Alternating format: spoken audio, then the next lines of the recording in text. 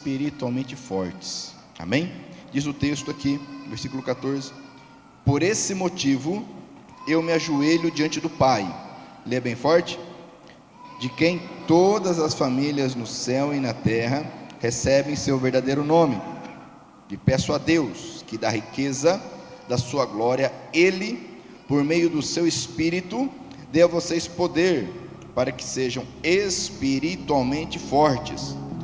Peço também que por meio da fé, Cristo viva no coração de vocês, e oro para que vocês tenham raízes e alicerces no amor, para que assim, junto com todo o povo de Deus, vocês possam compreender o amor de Cristo em toda a sua largura, comprimento, altura e profundidade. Sim, embora seja impossível conhecê-lo perfeitamente, peço que vocês venham a conhecê-lo, para que assim Deus encha completamente o ser de vocês com a sua natureza. E agora, que a glória seja dada a Deus, o qual, por meio do seu poder que age em nós, pode fazer muito mais do que nós pedimos ou até pensamos. Leia bem forte: glória a Deus por meio da igreja e por meio de Cristo Jesus, por todos os tempos e para todos sempre. Amém. Vamos orar mais uma vez. Pai querido e santo, com alegria estamos aqui reunidos para juntos ouvirmos, lermos, recebermos a Tua verdade, ó Pai, a Tua palavra que é viva, é eficaz, é poderosa para penetrar no mais profundo, ó Pai, de cada um de nós.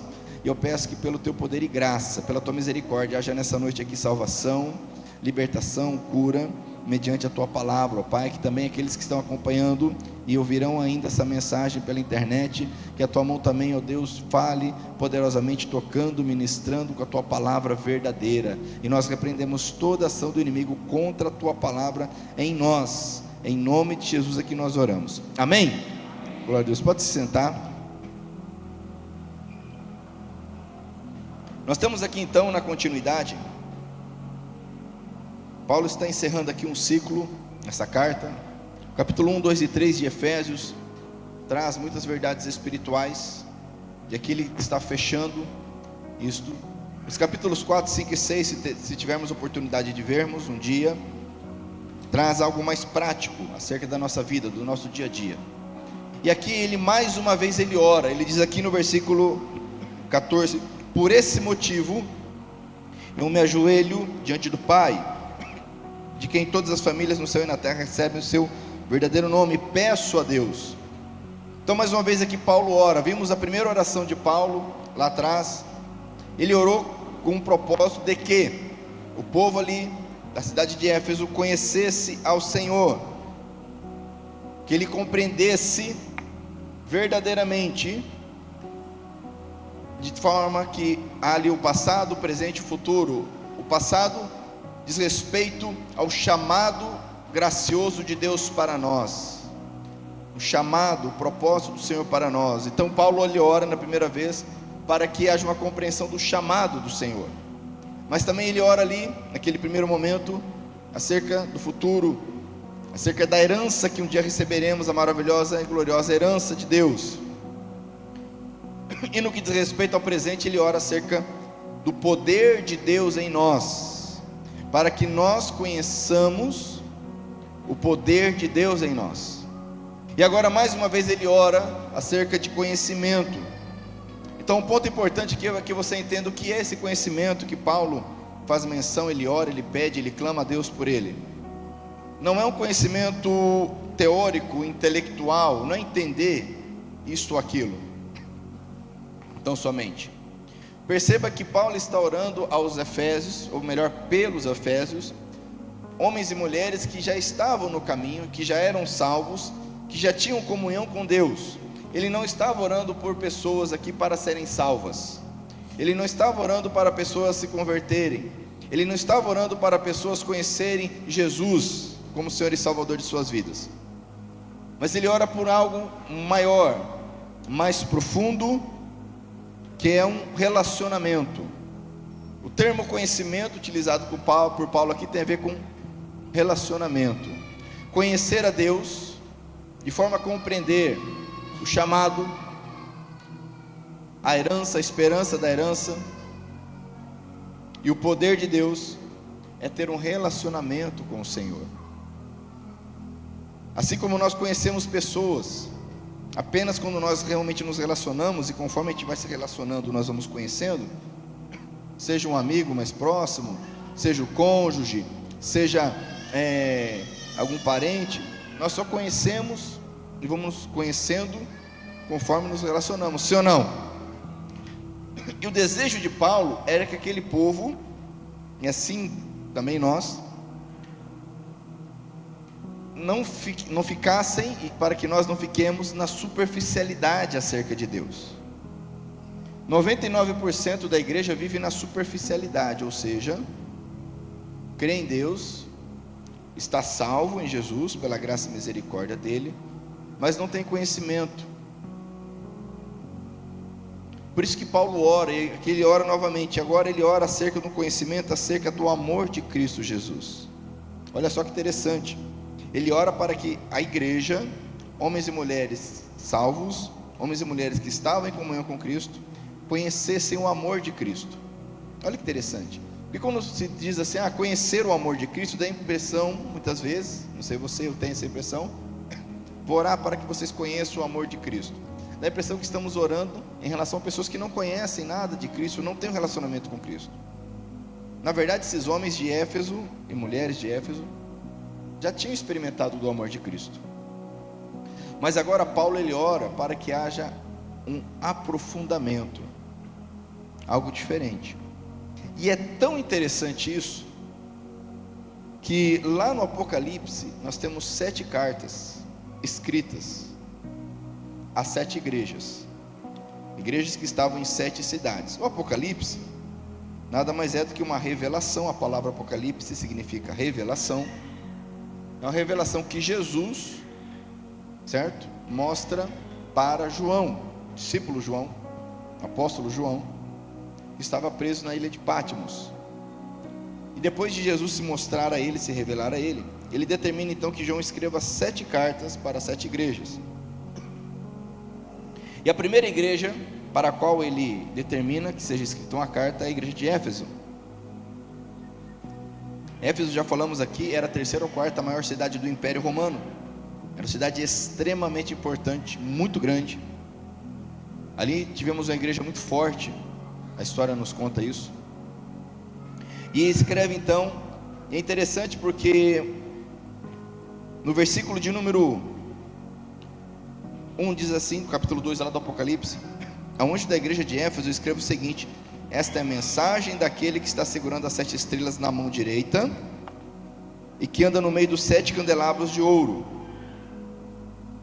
Esses candelabros de ouro representam a igreja, as igrejas. O 7 fala de algo completo, perfeito. Por isso que nós temos um candelabro como símbolo da nossa comunidade. Eu sei que vocês têm feito, olha que interessante, Deus falando para a igreja de Éfeso, versículo 2: eu sei o que vocês têm feito. Olha só, sei que trabalharam muito e aguentaram o sofrimento com paciência. Sei que vocês não podem suportar pessoas más, e sei que puseram à prova os que dizem que são apóstolos, mas não são. E assim vocês descobriram que eles são mentirosos. Vocês aguentaram, versículo 3, a situação com paciência e sofreram por minha causa sem desanimarem. Amém? Olha que coisa bonita, Jesus falando para a igreja de Éfeso. Eles aguentaram o sofrimento com paciência, ficaram firmes, não desanimaram, não toleraram falsos apóstolos, mentiras no meio deles, se posicionaram em relação à doutrina bíblica. Mas olha que interessante o versículo 4: porém, tenho uma coisa contra vocês. Havia um problema ali em Éfeso, naquele contexto. E qual que era o problema? Isso aqui foi escrito anos depois do que Paulo escreveu a carta aos Efésios. Olha que interessante, o que havia de problema ali é que agora vocês não me amam como me amavam no princípio. Olha que interessante. Algumas versões, talvez você já tenha ouvido essa expressão: vocês deixaram o primeiro amor. Quem já viu essa expressão aqui? Que é a versão mais clássica aí da Bíblia. Essa tradução diz aqui: vocês não me amam mais Aliás, vocês não me amam como me amavam no princípio. Não é à toa que Paulo orou, direcionado pelo Espírito Santo, para que aquela igreja em Éfeso conhecesse o amor de Cristo, com toda a sua profundidade, largura, comprimento, altura. De alguma forma o Espírito Santo estava direcionando. Olha que interessante, quantos de nós, assim como a igreja de Éfeso, tem suportado o sofrimento com paciência, tem buscado e crido na doutrina, que é a palavra do Senhor, não tem aceitado mentiras, falsos apóstolos, porém, o nosso amor para com Deus não é mais o mesmo. É interessante isso, como que é possível isso? Porque o amor, ele fala de conhecimento, de relacionamento. Eles não estavam mais se relacionando com Cristo como antes. Não sabemos porquê, a Bíblia não fala exatamente por que eles abandonaram o primeiro amor, não amavam como amavam no princípio. Mas olha que interessante, voltando lá para Efésios, então Paulo ele se ajoelha e ora por isto. Então ele diz aqui, é interessante o versículo 14 e 15, a reverência de Paulo em relação a Deus. Ele diz: por esse motivo eu me ajoelho diante do Pai. Ou seja, era uma oração reconhecendo a soberania de Deus. Não que a gente deva orar apenas de joelho, mas estar de joelhos demonstra uma reverência ao Senhor. Do Pai, de quem, olha só, de quem todas as famílias no céu e na terra recebem o seu verdadeiro nome. É interessante porque ele começa aqui no versículo 14, por esse motivo. Qual o motivo? Nós lemos no capítulo 3, capítulo 2 e capítulo 1, que aqui é uma sequência. Por esse motivo, qual o motivo? O motivo é que agora eles estavam na igreja, não eram mais judeus, não eram mais gentios, mas era a igreja, o povo de Deus, o edifício construído sobre a pedra fundamental que é Cristo Jesus, o alicerce dos apóstolos e profetas. Então, por esse motivo, pelo fato deles serem igreja de Jesus, serem o corpo de Cristo, por esse motivo agora ele clama ao Pai, Pai este que dá nome, dá identidade a todas as famílias. A família é plano e é propósito de Deus.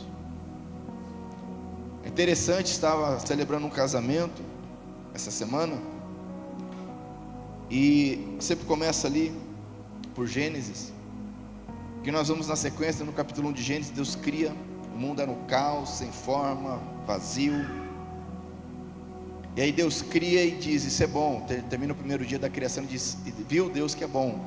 Segundo dia da criação, viu Deus que é bom. Terceiro dia da criação, viu Deus que é bom. E isso vai sendo repetido. E é interessante que a primeira vez na Bíblia que Deus diz que algo não é bom, olha que interessante. Primeira vez que a Bíblia registra Deus dizendo que algo não é bom, é quando ele olha e diz: não é bom que o homem esteja só.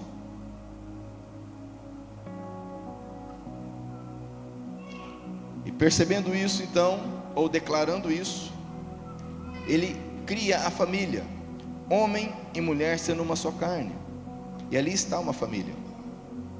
Muitas vezes a gente ouve falar, talvez você já falou assim também: ah, mas quando virão os filhos para completar a família, né? Ou quando nasce, né, a criança, né? Ah, que benção, agora a família está completa. Isso não é verdade. Os filhos não completam a família, não é isso que a Bíblia ensina. A família ela é formada por homem e mulher quando casados, eles formam uma só carne, e Deus os abençoou.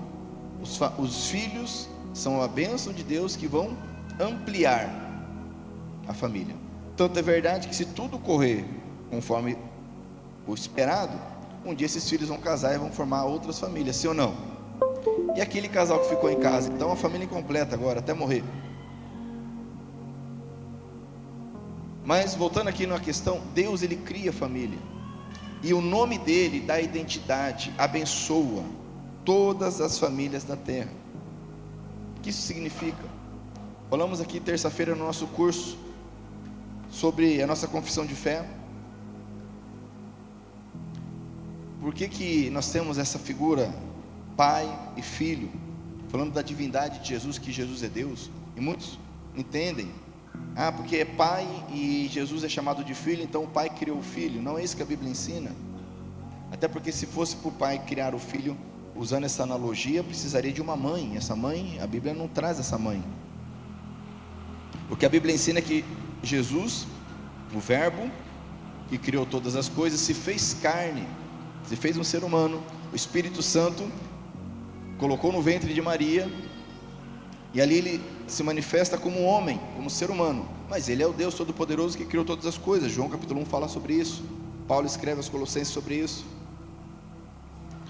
Quando fala que ele é o pai e Jesus é o filho, está falando de uma identificação. Tanto é verdade que a Bíblia diz lá em João capítulo 1 versículo 12 que, presta atenção nisso,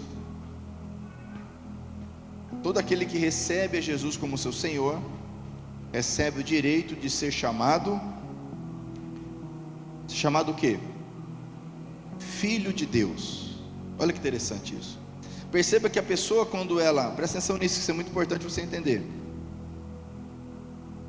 Deus, ele cria todas as pessoas, todos os homens e mulheres são criaturas de Deus, ele gera a vida.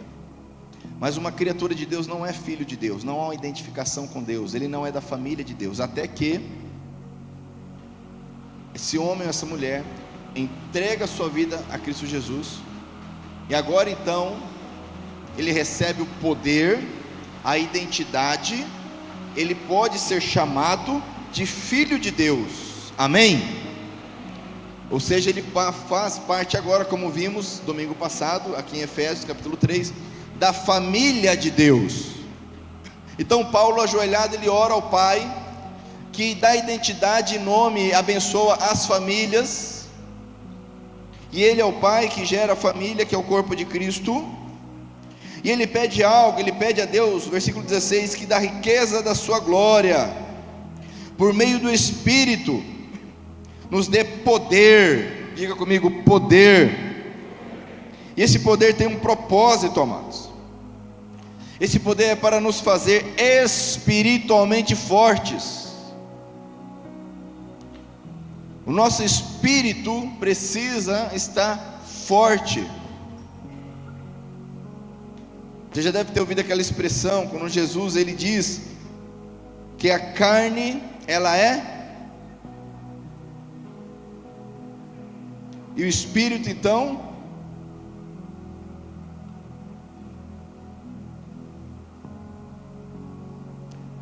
mas é interessante porque nós nos preocupamos, quer dizer, se você preza pela tua vida, você se preocupa com o que você come, você cuida da tua saúde, você se exercita, sim ou não? Nós cuidamos do corpo. Talvez na história da humanidade aí é a época que o ser humano mais faz isso, pelo menos aqui no nosso contexto ocidente, às vezes até de forma exagerada, mas nós esquecemos de cuidar da alma, da mente. Não é à toa que temos tanto problema de saúde mental nesses dias.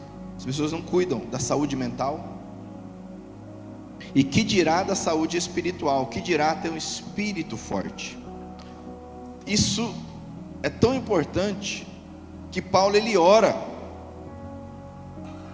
ele clama ao Pai para que pelo poder, pelo Espírito de Deus, os efésios fossem espiritualmente fortes, recebessem poder para isto.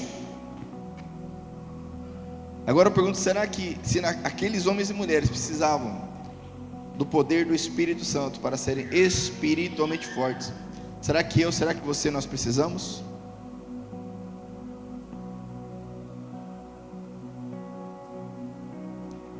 Quantos estão espiritualmente doentes, surdos, mudos?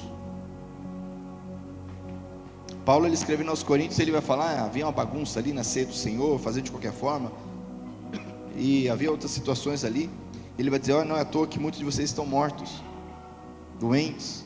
Está falando no contexto espiritual.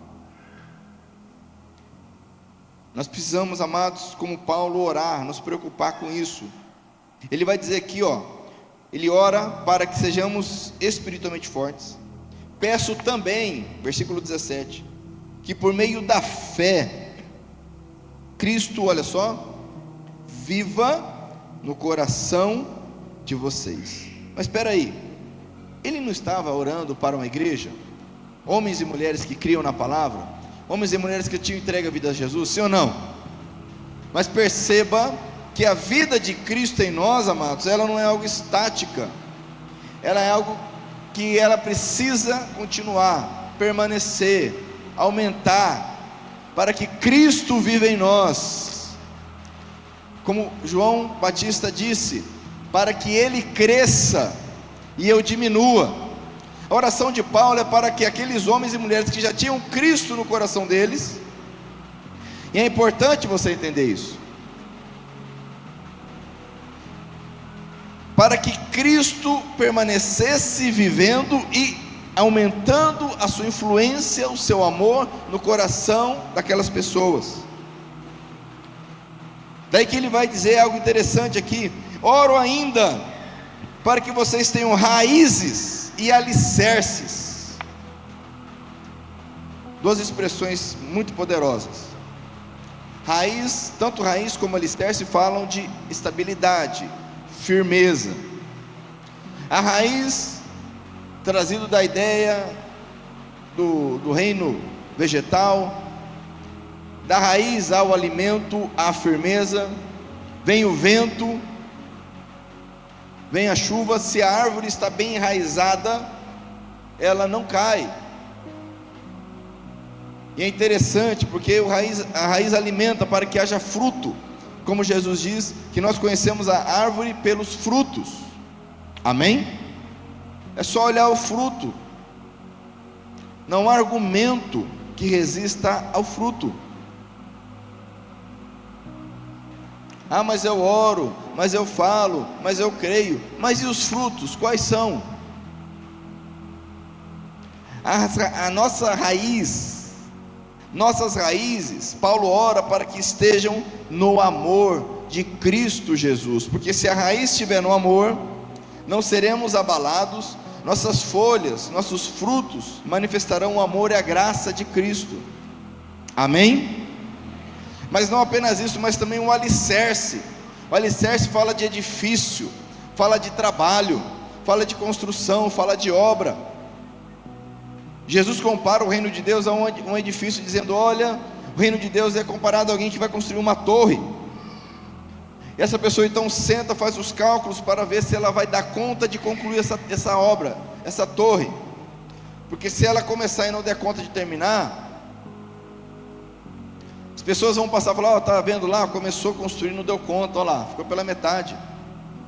E sem falar que tudo que foi investido se perde, como essas obras que você vê, infelizmente no Brasil, afora aí, obras que começam e nunca terminam, dinheiro jogado fora, e chega um ponto que não se aproveita nem aquilo que foi iniciado, tem que derrubar tudo e começar de novo. E muitos espiritualmente são assim, começam. Por isso que Jesus, ele alerta sobre isso. Mas a oração de Paulo é para que o meu alicerce, a minha raiz, esteja no amor de Cristo Jesus. Amém? Perceba a importância disso, amados. São conceitos, ideias que nós às vezes ouvimos e parece que está tudo bem, o amor de Jesus, amém, glória a Deus. Mas quanto nós estamos alicerçados, enraizados? Porque ele diz aqui, versículo 18: para que assim, junto com todo o povo de Deus, vocês possam compreender. Olha só, então todos nós que somos o povo de Deus, necessitamos compreender o amor de Deus, o amor de Cristo Jesus. Esse é o desejo do Senhor. É interessante aqui, para que nós possamos, vocês possam, esse verbo aqui traduzido por poder aqui, é usado uma vez só no Novo Testamento. E ele traz uma ideia de uma força necessária que nunca cessa até o objetivo ser alcançado. Presta atenção nisso. É uma força que ela não cessa, é um esforço que não cessa até o objetivo ser alcançado. E por que isso é importante? Porque Jesus disse que aquele que permanecer em mim, Apocalipse diz, aquele que perseverar até o fim. Você precisa permanecer, nós precisamos permanecer, nós precisamos perseverar, e nós precisamos nos esforçar até o objetivo ser alcançado. Não é até as coisas melhorarem, não é até as coisas aliviarem, mas é até o objetivo, que é Cristo Jesus, ser alcançado. Paulo está dizendo, isso tudo para que vocês, assim como todo o povo de Deus, se esforcem até compreender o amor de Cristo. É interessante aqui a expressão que ele utiliza, né? Em toda a largura, comprimento, altura e profundidade, ou seja, as dimensões que nós conhecemos,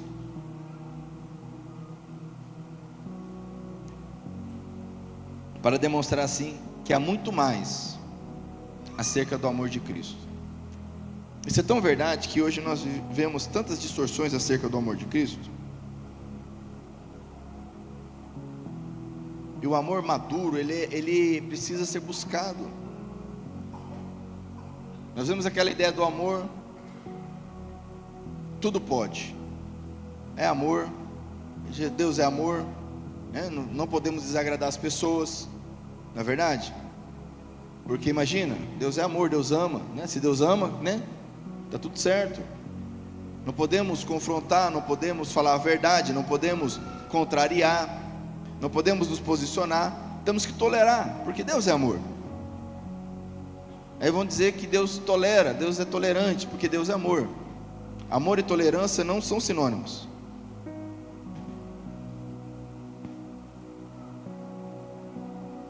Não são. Quando nós amamos, nós toleramos muitas coisas, mas não são sinônimos. Isso demonstra que muitos não conhecem o amor de Cristo. O amor de Cristo que certa vez falou para Pedro, olha Pedro, te cuida, porque Satanás está te rodeando, ele quer te pegar. O amor de Cristo que certa vez o fez criar ali um chicote, e entrar no pátio do templo ali, entrar no templo, expulsar aqueles que estavam fazendo bagunça naquele local. O amor de Deus, o amor de Cristo Jesus,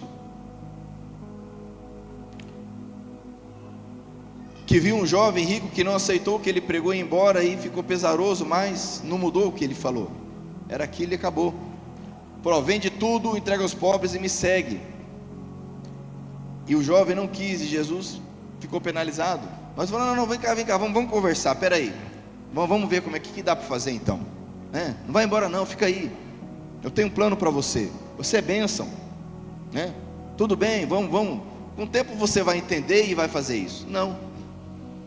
O amor de Cristo Jesus, que quando ele pregou para as multidões, certa vez, e as multidões foram embora, ele olhou para os 12 e falou, e vocês não vão embora também não? Porque Jesus queria demonstrar para eles a verdade que liberta, a verdade que transforma. Não trazer uma palavra de conforto. Jesus não foi coach, não é coach de ninguém, para trazer palavras que nos agradem, que nos motivem. As palavras de Jesus não são para nos motivar. As palavras de Jesus são a verdade que liberta, amém? Amém? Não é para motivar ninguém, são verdades que libertam.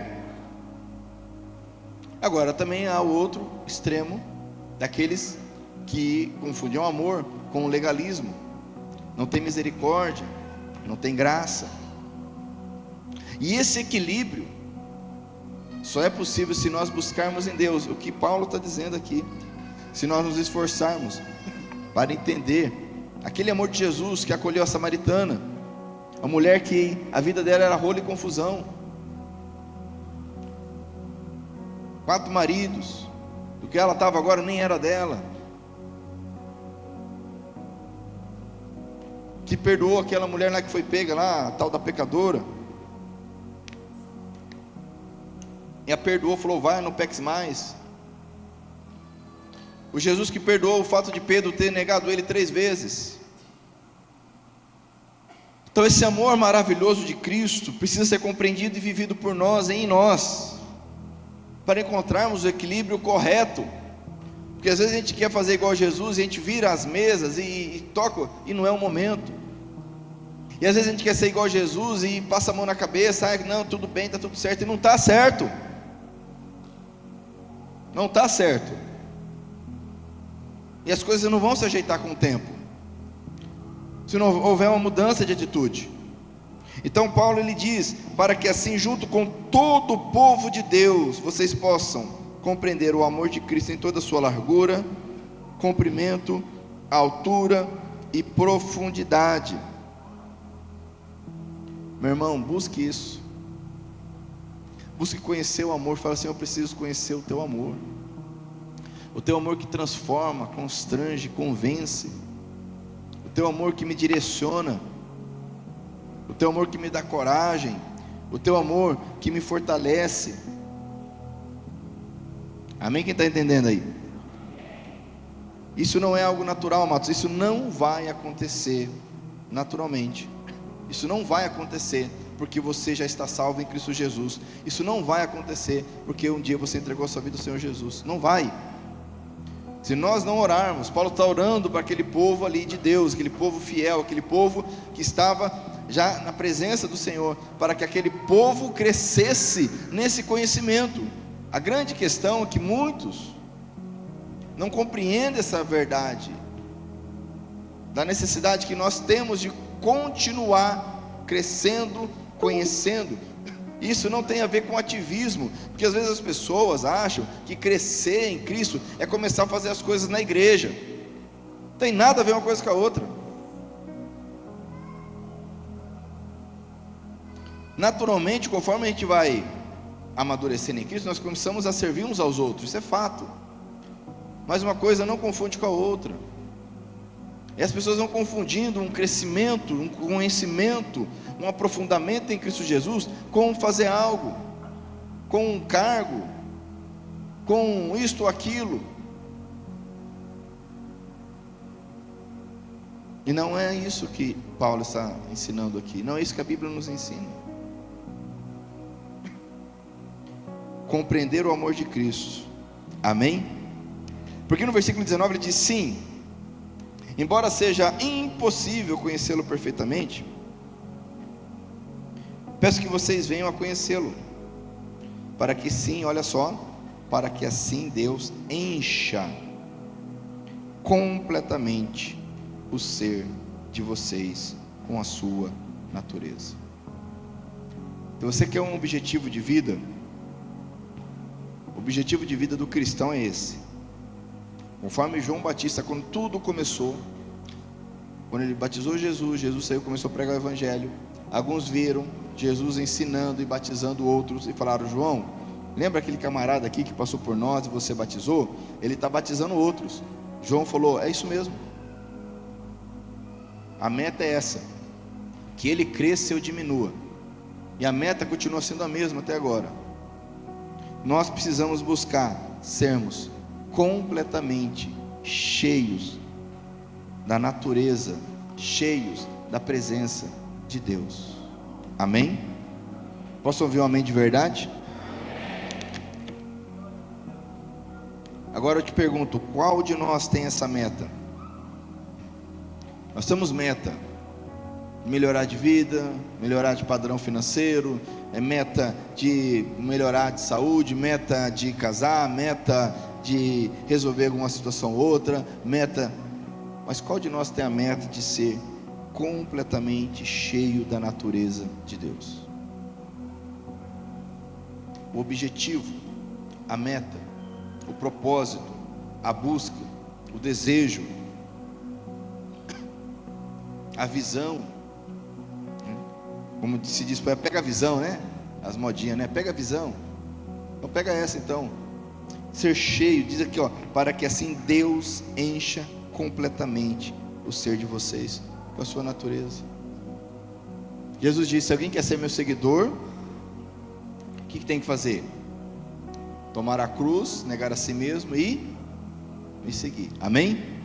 Ou seja, ninguém vai fazer isso se não for cada vez mais cheio da presença de Deus. Nós precisamos entender isso, amados, senão nós não vamos progredir na nossa caminhada. Como é que nós vemos isso no nosso dia a dia, no nosso contexto? As pessoas clamando, pedindo de oração, isso, aquilo. Você já viu alguém pedindo oração assim? Ora por mim que eu quero ter mais da presença de Deus, eu quero ser mais cheio de Deus. Você já viu alguém orar assim? Eu já vi pessoa falar assim: eu não consigo viver se eu não tiver determinado tipo de renda. Eu não consigo viver sozinho. Eu não consigo viver se eu não tiver um bom emprego. Agora, você já viu alguém falar: eu não consigo viver se Deus não estiver comigo? Eu não consigo viver se a presença dele não estiver comigo? Nós continuamos buscando a mesma coisa que o mundo busca lá fora: dinheiro, poder, sexo, influência, mesma coisa. A gente vai mudando o rótulo, dá uma filtrada, mas continuamos buscando a mesma coisa, mesmos anseios, mesmas ideias. Aí nós colocamos os rótulos gospel na coisa. Mas o Espírito Santo deseja que nós, assim como Paulo estava orando por aquele povo, para que nós comecemos então a buscar, porque assim nós seremos espiritualmente fortes. Por que, amados, as pessoas param de andar no caminho do Senhor? Presta atenção nisso. Pensa comigo um pouquinho. Quantas pessoas que você conhece que está no caminho do Senhor há 15, há 20 anos? Eu não estou falando de uma vida perfeita, eu estou falando no caminho do Senhor. Não estou falando de estar na igreja evangélica, eu estou falando de pessoas que estão no caminho do Senhor. A gente conta no dedo, amados, porque é um negócio assim, é 5 anos ali, né? E as pessoas vão esmorecendo, vão caindo, vão desviando, vão parando de ir na igreja, ou continuam de qualquer forma. Aí não está bom aqui, vai para outra, não está bom lá, vai para outra. Aí os filhos é uma bagunça, o casamento não existe mais. Mas como? Como que a pessoa que serve a Cristo Jesus não consegue? Não estou falando de lutas, amados, que todos nós passamos por lutas e dificuldades. A questão não é essa. É aquilo que lá no Apocalipse nós vemos: vocês não me amam como amavam no começo. Porque não está havendo um conhecimento, uma busca, um preenchimento da parte de Deus. Não há.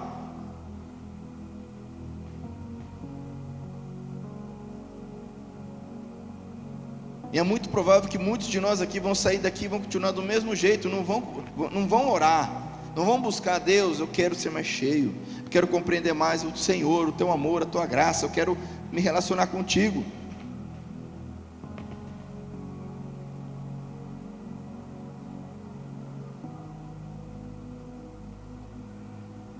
E é tão interessante isso. Salomão, você já deve conhecer a história de Salomão. A Bíblia diz que ele orou a Deus, ele herdou o reino do seu pai Davi, e ele orou a Deus falando: Senhor, eu sou novo, eu preciso de sabedoria para governar esse povo. É tão interessante esse pedido de Salomão, porque talvez você não saiba disso, mas sabedoria naquele contexto estava diretamente relacionado com a presença de Deus. Você vai perceber isso, por exemplo, lendo Jó, você percebe isso, acerca disso. O próprio Provérbios que Salomão escreveu depois, A sabedoria que Salomão pediu está diretamente relacionado com a presença de Deus. Porque se eu tenho Deus, amados, como que eu vou tomar a decisão errada? Se eu estou com o Senhor, como que eu vou olhar? Eu vou desistir, eu vou olhar para trás, se Deus está comigo.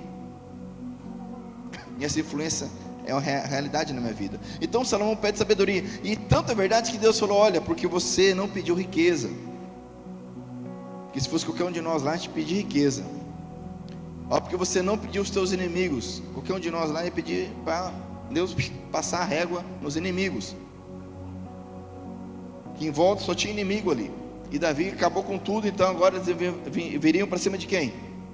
Salomão. Deus falou: porque você não pediu riqueza, não pediu poder, não pediu o fim dos seus inimigos, mas pediu algo tão maravilhoso, eu vou te conceder. E Salomão então é capacitado com a presença de Deus. Mas você sabe o que aconteceu com Salomão no final da vida dele? O que aconteceu? O que acontece com a maioria das pessoas? Não amava mais como amou no começo. Não amava como amou no começo. Então ele se desvia. No caso dele ali, os rabos de saia, né? A mulherada que ele foi casando, foi se enrolando, foi se envolvendo. E aí virou o que virou. O reino dividido. Até hoje se discute se Salomão foi salvo ou não, ninguém sabe, né? Se ele se arrependeu no final. Mas porque ele parou de ser cheio, parou de buscar, parou de se envolver, parou de buscar esse conhecimento, esse amor, a largura, a profundidade, a altura, o comprimento do amor de Deus, que hoje nós temos de uma forma muito mais clara e poderosa, que é Cristo Jesus. Meu irmão, não pare no caminho. Fala para o teu irmão assim: não pare no meio do caminho. Lembrando que o caminho é Cristo. Cristo é o caminho, e nós paramos no meio. Começou bem, só que deixa eu falar um negócio para você: não interessa como começa, tanto quanto interessa como nós terminamos. Isso não quer dizer que Deus dá jeitinho. Isso não quer dizer que aquilo que começou errado, conscientemente errado, vai terminar bem. Porque mesmo que haja arrependimento, haja mudança, as consequências virão. As consequências não serão tiradas tão facilmente. Então, meus irmãos, nós precisamos buscar esse conhecimento dia a dia, ter essa consciência. E no versículo 20, ele muda de assunto. Depois de orar de forma tão poderosa, tão direta e objetiva, ele muda. Então ele agora vai louvar a Deus. E ele diz: e agora que a glória seja dada a Deus. Toda a glória deve ser dada somente a Ele, amados. Toda a glória pertence a Ele, o qual, por meio do seu poder que age em nós, pode fazer muito mais do que nós pedimos ou até pensamos. Amado, isso aqui é algo que eu te poderia passar o resto do ano falando sobre isso aqui. Deus é poderoso para fazer mais do que eu peço ou do que eu penso. Quando nós estamos numa enrascada, quando nós estamos com algum conflito, seja no trabalho, seja no casamento, seja uma questão de saúde, e nós oramos e nós cremos, mas a nossa mente não para de pensar: como sair daquilo? Como é que Deus vai fazer? Como que pode acontecer? Sim ou não? E o problema é esse, que aí a gente começa a tomar o lugar de Deus, porque nós começamos a pensar na solução. E o que Deus quer que a gente entenda é que Ele faz mais. O poder dele que age em nós pode fazer mais do que pedimos, porque não sabemos nem como pedir, ou mais do que nós pensamos. Interessante aqui, superabundantemente, muito além de toda medida. Paulo, mais uma vez aqui, ele tem uma dificuldade para expressar com palavras. Essa expressão pode fazer muito mais.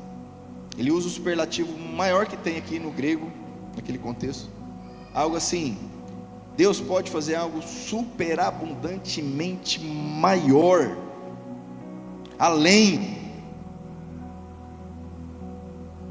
do que você já pensou. Ah, mas eu não vejo saída. Meu irmão, quem somos nós para ver saída?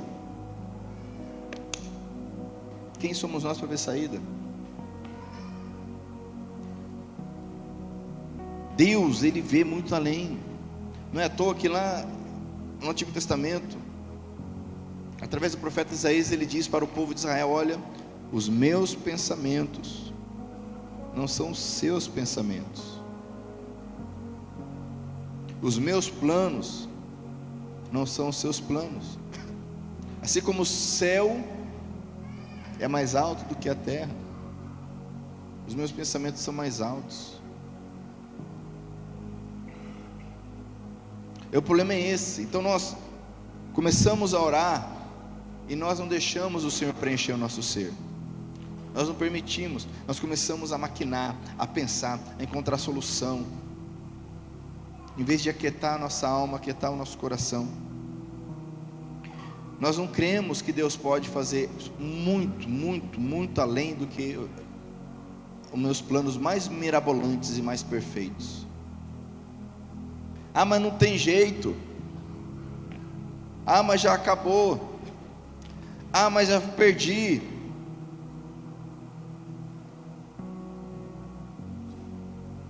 É porque nós não conhecemos a profundidade, a altura, a largura e o comprimento do amor de Cristo Jesus. Porque se nós conhecermos, nós vamos confiar no Senhor e descansar nele. Amém? Amém? Você está entendendo a profundidade do que Paulo está escrevendo aos Efésios? Ele está dizendo que Deus pode fazer muito mais, mas não é o muito mais que eu consigo pensar,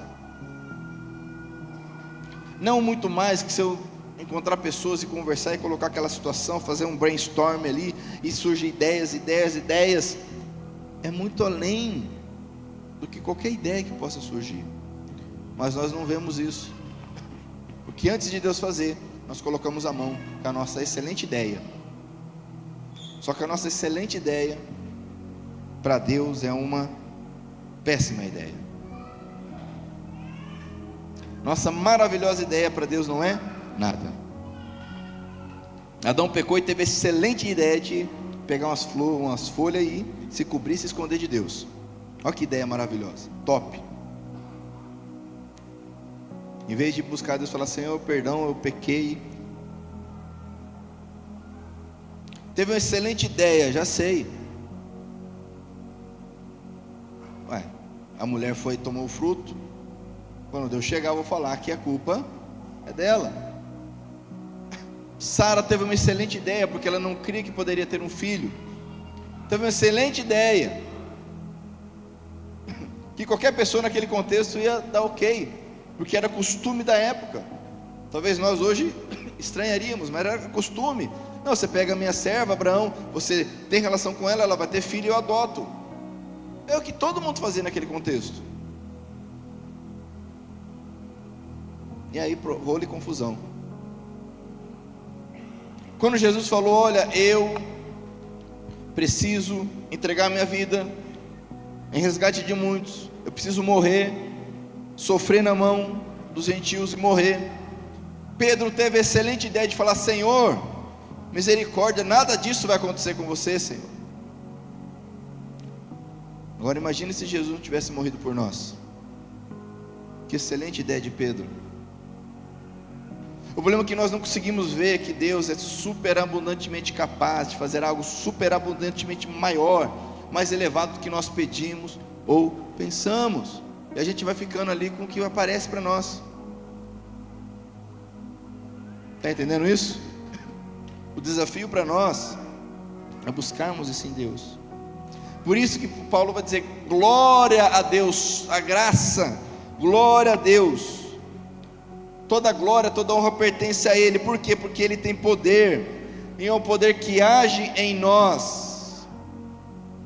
Aquele poder que está lá no capítulo 1, que Ele ensina, que Ele ora para que eles conhecessem o poder, e esse poder é algo assim, que não tem como descrever perfeitamente.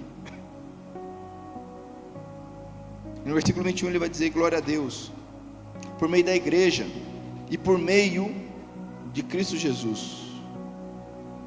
Sabe, amados, que a glória é dada ao Senhor, é por meio da igreja,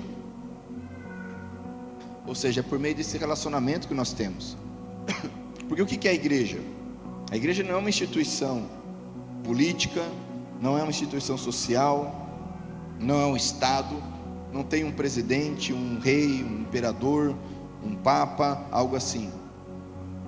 A igreja ela é formada por todos que creem no Senhor Jesus, tanto os que já morreram, como os que estão vivos, que virão a crer. Essa igreja, o corpo de Cristo, que é invisível. É invisível, porque eu não sei quem crê e quem não crê, só Deus sabe. Esse corpo de Cristo, a igreja, é isto que vai glorificar a Deus, é isto que glorifica a Deus. Quando Deus age através da igreja, quando Deus age além do que a igreja pensa, ou ora, ou pede, quando Deus age muito além, e por meio de Cristo Jesus que age na igreja. E é triste ver hoje em dia o mau testemunho daquilo que o mundo acha que é igreja, e que não é igreja. O mundo olha hoje, as pessoas não querem mais saber de uma comunidade. Por quê? Ah, porque a comunidade é rolo e confusão. Não, sempre foi e sempre vai ser. Onde tem gente, né? Toda comunidade tem seus problemas, isso é normal. E quando você achar uma comunidade que não tem problema, não vá lá estragar, fica aqui. Porque se você for lá, você vai estragar, tá? Porque nós somos problema. Nós somos. Não é disso que está falando agora. O mau testemunho é o problema, é o pecado tolerado na igreja. É o pecado da cobiça, é o pecado do roubo, é o pecado da mentira, é o pecado da imoralidade. Tolerado, aceito, por um amor que não é amor, por um amor que não é verdadeiro, e Deus não é glorificado.